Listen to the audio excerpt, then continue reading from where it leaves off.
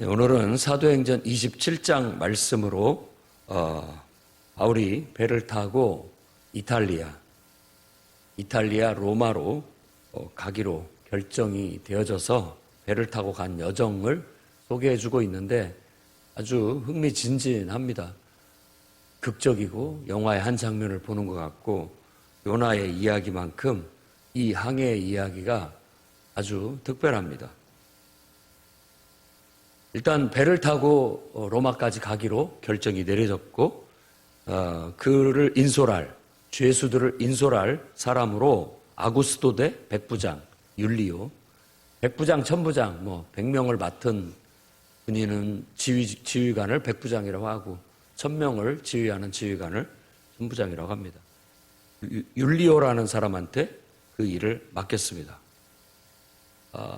바울이 이렇게 2년여 동안을 정말 지지부진하면서 예루살렘에 가이사랴에 머물러 있었는데 2년여 동안 그 감옥에서 아마 그는 서신을 썼던 것으로 그렇게 우리가 생각해 볼 수 있습니다. 그래서 옥중 서신이라고 하는 에베소서, 빌립보서, 골로새서, 빌로몬서 이런 성경들이 그가 이렇게 2년여 동안 감옥에 지지부진 그냥 묶여 있을 때 쓴 것이 아닐까 그렇게 보통 생각을 합니다. 물론 로마에 가서도 그가 한 2년여 동안은 가택연금 상태에서 재판을 받았다는 것을 나중에 알 수 있는데 그 기간도 아마 그렇게 편지를 쓸 수 있는 기간이었다고도 다 볼 수 있습니다.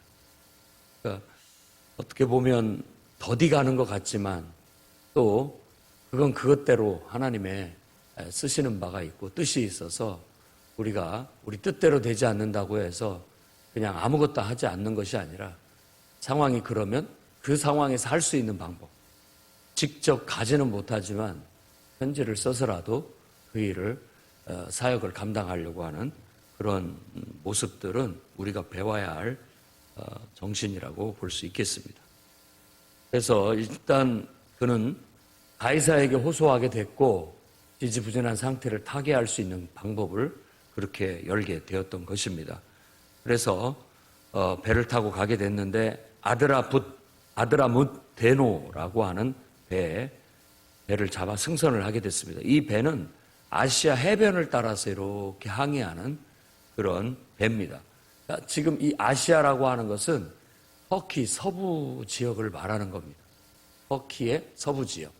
그러면 이 가이사라 또 시돈에서 가이사라를 배를 타고 시돈을 거쳐서 그러니까 우리로 말하자면은 이렇게 인천항에서 배를 타면 그 북쪽으로 백령도도 거치고 또 이렇게 올라가가지고 쭉 그 해안선을 따라서 중국 쪽으로 간다 이렇게 생각을 하면 되겠습니다.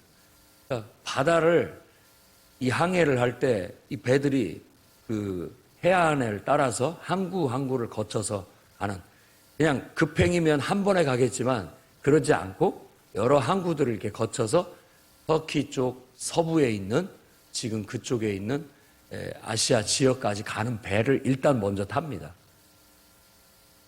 바로 이탈리아 가는 배를 탄 게 아니고 일단은 터키의 아시아 쪽을 가는 배를 승선해서 나중에 갈아타려고 계획을 세웠던 것이라고 볼 수 있습니다.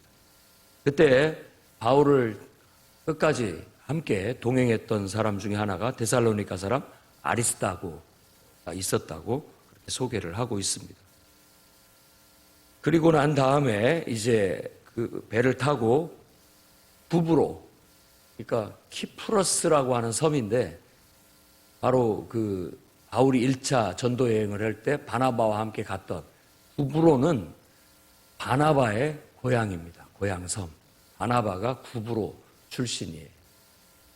그 구브로 해안을 따라서 길리기아, 밤빌리아. 길리기아는 그러니까 다소 바울의 고향인 길리기아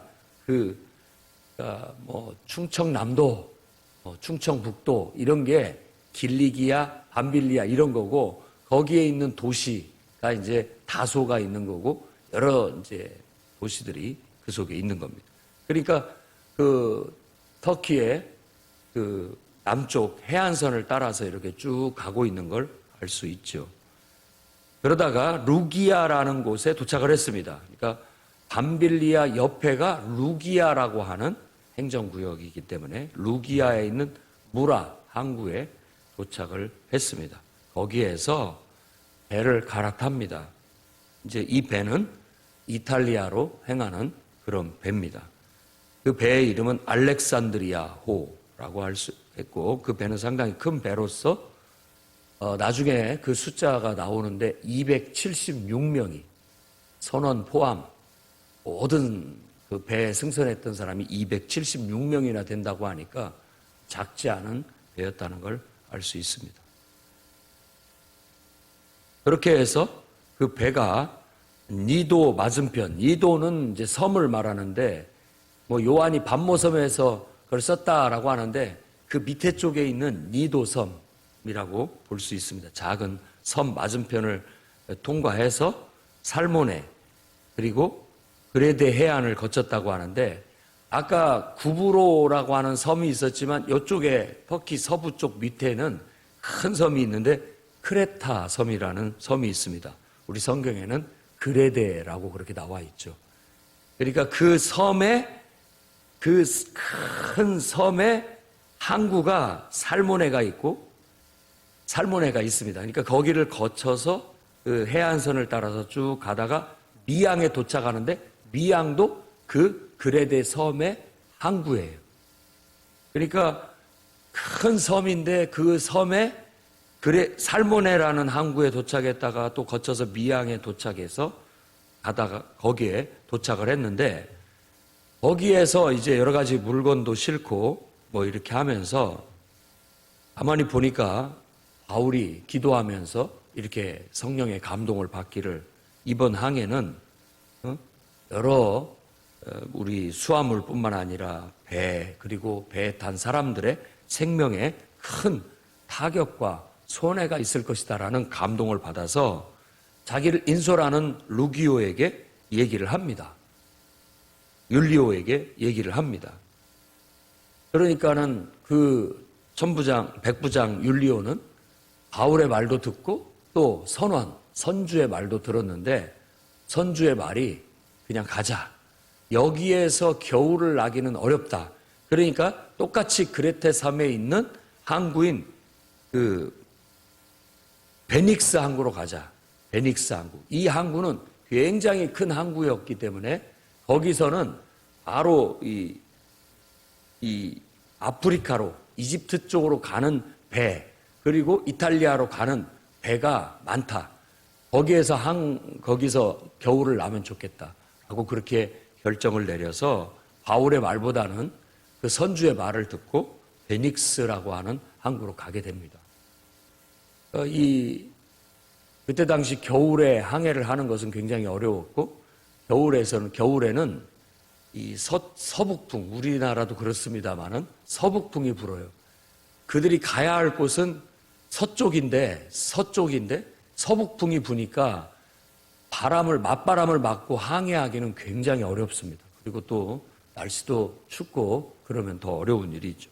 그래서 겨울에 항해하는 걸 꺼려하고 겨울을 지내고서 봄에나 가자, 뭐 이런 식으로 지금 그들이 계획을 세웠던 것 같아요.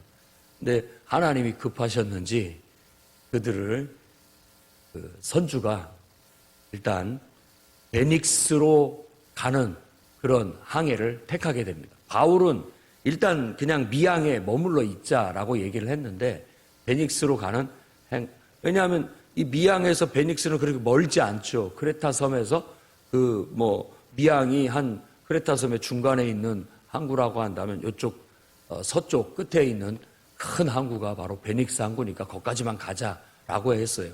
배를 출항을 시켰는데 마침 서북풍이 불어야 하는 시기에 남풍이 불어요. 그러니까는 선주가 봐라, 내 말이 맞지 않느냐, 하늘도 도와준다 해서 남풍이니까 이 미양에서 베닉스는 약간 서북쪽이거든요. 그러니까 남풍이 불어주니까 바람을 타고 순적하게 갈 수 있다고 생각을 했습니다. 그래서 배를 쭉 몰고 가는데 갑자기 생각지도 않은 유로굴라. 유로굴라라는 뜻은 북동풍이라는 말입니다. 유로굴라라고 하는 이 서북풍이 불어야 되는데 정반대로 북동풍이 이쪽에서 동쪽에서 불어오는 거예요. 그래가지고 이게 서북풍과 그 다음에 이 북동풍이 만나가지고 큰 태풍이 일기 시작하는데 배가 마음대로 통제가 안 돼요. 바람 때문에. 그러니까 아무리 뭐 노를 저어도 헛짓이고 닷을 이제 세워가지고 바람을 맞으려고 해도 이 바람이 우리가 원하는 방향으로 불지 않고 다른 데로 가니까 결국은 다 포기하고 그냥 배가 흘러가는 대로 뒀습니다.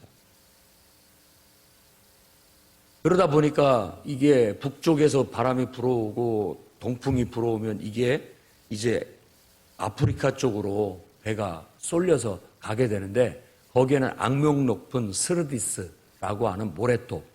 그러니까 거기는 어떻게 보면 이 호수 같은 강 같은 데서는 늪지대예요. 거기 한번 빠지면 뭐 배가 이제 좌초돼서 나오지도 움직이지도 못하는 그런 상황에 처하니까 어떻게든지 그쪽으로 휩쓸려 가지 않으려고 안간힘을 썼지만 결국은 강풍에 의해서 어디로 가는지 모르게 배가 완전히 쓸려 가는데 14일 동안 그냥 뭐 2일째 되는 날은 사공들이 짐을 다 내버렸고 3일째 되는 날은 배 기구도 다 버리고 여러 날 해도 별도 보이지 않고 구원의 여망이 다 사라지는 그런 상황까지 가는데 그게 14일이나 지나게 되는 겁니다.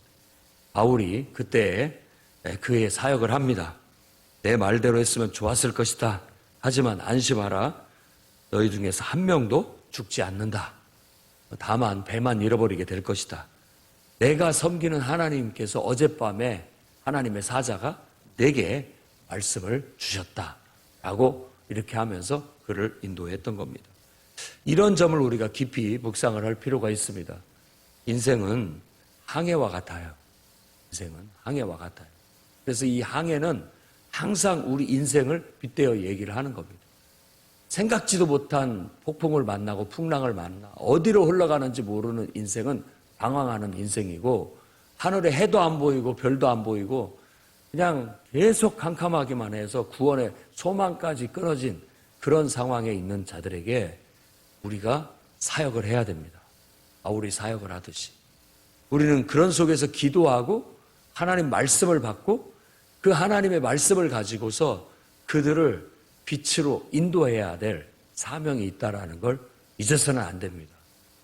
하나님께서 너희가 세상의 빛이다, 세상의 소금이다 라고 하는 것은 우리 믿는 사람들이 믿지 않는 세상 속에서 그런 빛의 역할을 하라는 뜻입니다. 늘 기도로 영적으로 깨어 있어서 성령의 인도하심과 감동하심을 받아 하나님 말씀을 가지고 정말 구원의 소망까지 다 잃어버린 영혼들을 찾아가서 그들 영혼에게 생명의 말씀, 위로의 말씀, 구원의 말씀을 전할 수 있는 게 우리 성도들이 해야 할 사명이라고 그렇게 볼 수 있겠습니다. 하나님은 분명히 그에게 나타나서 네가 가이사 앞에 서야 하겠고 하나님이 너와 함께한 이 모든 배에 탄 사람들을 너에게 맡기셨다. 그렇게 말씀을 주셨다는 겁니다. 그러니까 안심하라. 나는 내게 말씀하신 그 말대로 그대로 되리라고 확신한다. 그러니 우리가 언젠가 반드시 한 섬에 도착하게 될 것이다. 라고 그렇게 위로를 합니다. 14일째 됐을 때라고 말하면서 그들이 아드리아 바다를 이리저리 쫓겨갔다고 했는데 이 그리스라고 하는 반도하고 이 로마, 이탈리아 반도의 그 사이에 있는 바다를 아드리아해라고 합니다. 아드리아해. 그래서 그 바다 어딘가를 지금 떠돌고 있다라고 그렇게 묘사하고 있고 자정쯤 됐을 때, 한밤중이 됐을 때 육지가 가까워하는 것들을 사공들이 깨닫게 됩니다. 물을 깊이를 재니까 물이 차츰차츰 얕아지는 거예요. 이 사공들은 자기들만 살고자 배를 버리고 도망하려고 했습니다. 그래서 거룻배를 이렇게 바다에 내리는데 바울이 그것을 알고 천부장을 시켜서 저 사람들이 이 배를 떠나면 우리 다 죽는다. 저들을 못 떠나게 말려라.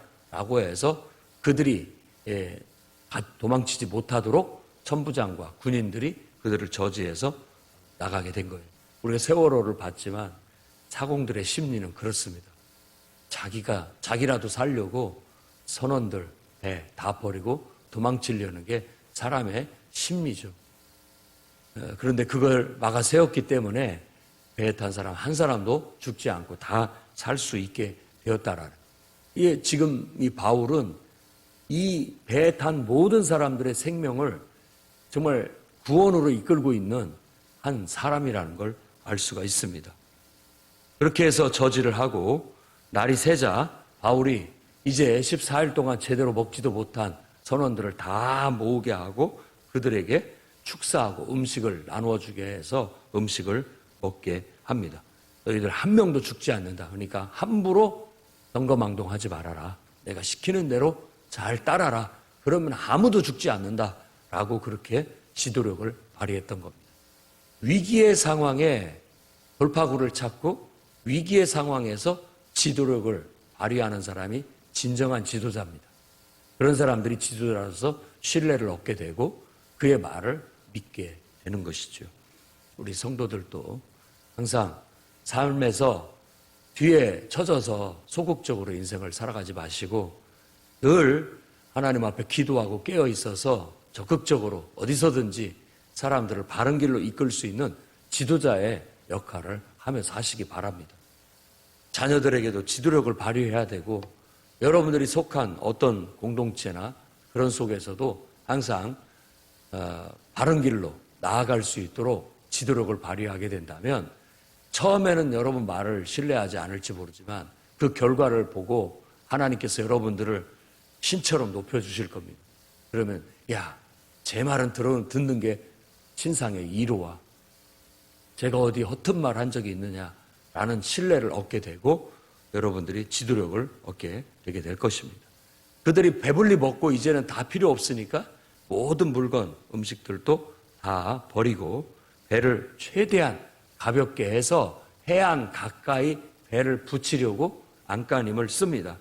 그런데 웬걸 이게 두 물이 만나는 곳을 만난 거예요. 우리 울돌목 같은 그런 곳에 만나가지고 이건 앞으로 나가지도 못하고 이제 빠지지도 못하고 배가 막 물에 의해서 뒤틀려가지고 이게 이물이라고 하는 것은 앞부분을 말하는 거고 고물은 배 뒷부분을 말하는데 두 물이 합쳐지는 곳에서 이 배가 완전히 뒤틀려가지고 앞에 배 앞부분이 벌써 이렇게 물살에 너무 충격을 받아서 배가 부서지기 시작하게 되었던 겁니다. 그렇게 해서 배가 부서지고 이제 침몰할 것 같으니까 막 사람들이 다 불안해하면서 경거망동할 거 아닙니까? 그때 죄수들도 도망할 것 같으니까 군인들은 우리가 책임을 떠안을 수 없으니까 다 죽이자라고 했지만 천부장이 바울을 살리고자 하는 마음으로 죽이지 못하게 합니다. 그러니까 이 배에 탄 죄수들은 바울 때문에 산 거라고 여겨야 됩니다. 여러분들도 마찬가지입니다. 여러분들의 타고 다니는 버스가 여러분 때문에 안전한 겁니다. 믿으시기 바랍니다. 내가 기도하고 내가 있으면 하나님이 나를 데려가시지 않는 한 하나님은 나를 지키시고 나를 통해서 일하시고 역사하신다라는 믿음과 확신과 자부심을 갖고 여러분들도 살아가시기 바랍니다. 바울 때문에 같이 다 산 겁니다. 바울 때문에. 그래서 이 백부장은 헤엄을 칠 수 있는 사람은 헤엄을 쳐서 가고 헤엄을 못 치는 사람은 널조각이 됐든 물건이 됐든 무엇이라도 붙잡고 헤엄쳐서 해안으로 가라 이렇게 명령을 했고 그렇게 해서 모든 사람들이 다 해안에 안전하게 도착하게 됐고 배는 거기에서 파손되게 되었다라고 말하는 것이 오늘 사도행전 27장의 전체적인 얘기입니다. 모르겠습니다. 저는 이 얘기가 너무 흥미진진하고 막 모험 같고 그렇습니다. 인생은 이런 많은 위기와 어려움이 있는 모험이에요. 여러분 두려워하지 마십시오. 하나님께서 때가 되고 우리를 데려가시려고 하실 때야 우리를 데려가십니다. 그 전에는 그러지 않을 겁니다. 하나님 앞에 기도하면서 정말 이렇게 해도 달도 별도 보이지 않는 캄캄한 그런 상황 속에 있다 할지라도 하나님을 붙잡고 기도하기를 멈추지 마시기 바랍니다. 하나님께서 여러분들에게 분명히 그 어둠을 밝히는 빛과 같은 말씀을 주실 거예요. 너와 함께한다. 이 꿈은 반드시 이루어지게 될 것이다. 네가 가이사 앞에 서서 나를 증언해야 할 것이다. 라는 그 꿈은 사람들이 그걸 죽이려고 했을 때도 죽이지 못하게 하나님께서 다 역사하셨고, 이렇게 세상 풍파, 환경, 파도가, 풍랑이 그 꿈을 앗아가 버리려고 할 때에도 하나님은 그걸 지켜서 그 꿈이 깨지지 않도록, 부서지지 않도록 하나님이 지키셨다는 걸 여러분 믿으시기 바랍니다. 여러분들의 인생도 하나님께 의탁하여 믿음으로 기도하고 나아가게 되면 하나님께서 주신 말씀이라면, 하나님이 주신 꿈이라면, 하나님이 주신 비전이라면 반드시 이루어지게 하실 겁니다. 어려움 앞에 두려워하지 마시고 당당하게 꿈을 향해서 나아가시기를 바라고, 다른 사람들까지도 꿈을 심어주고 비전을 심어주고 용기를 심어줘서 영적인 지도자가 돼서 그들을 하나님 뜻대로 이끌 수 있는 그런 분들이 다 되시기를 주의 이름으로 축원합니다. 기도하겠습니다. 거룩하신 주님, 바울이 하나님의 꿈을 쫓아 나아가는데 풍랑이 그 앞길을 막았으나 오히려 그 풍랑으로 인하여 더 빨리 가게 되는 줄로 믿습니다. 아버지 하나님, 그 어떤 풍랑도 그의 꿈을 막아서지 못하고 하나님의 말씀을 막지 못하고 하나님의 능력을 막지 못하는 줄 믿습니다. 오늘 우리에게도 그와 같은 확신을 주셔서 모두가 불안해하고 어둠 속에 방황할 때라 할지라도 우리는 하나님을 또렷이 보고 하나님이 이끄시는 빗줄기를 따라 나아갈 수 있는 자들이 되게 주시옵소서.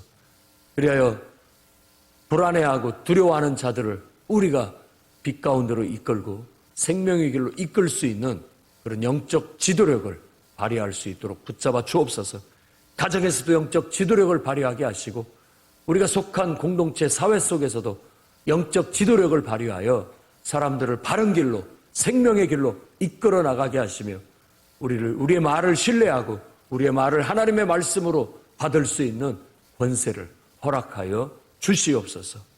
오늘도 우리와 함께 하시고 역사하실 하나님을 찬양하며 예수님 귀하신 이름으로 기도드립니다. 아멘.